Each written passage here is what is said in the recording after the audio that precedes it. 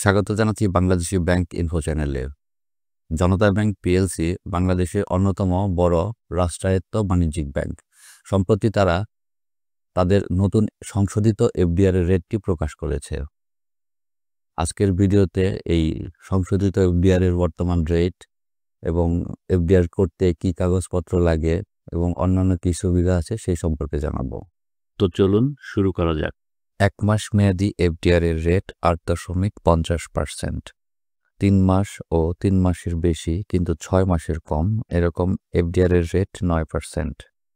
6 মাস ও 6 মাসের বেশি কিন্তু 1 বছরের কম এরকম এফডিআর এর রেট 9.25%।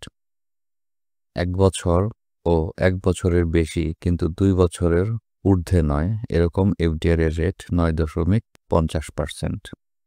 এফডিআর বা ফিক্সড ডিপোজিট করতে আপনার 2 কপি পাসপোর্ট সাইজের ছবি এবং 1 কপি জাতীয় পরিচয়পত্রের ফটোকপি লাগবে।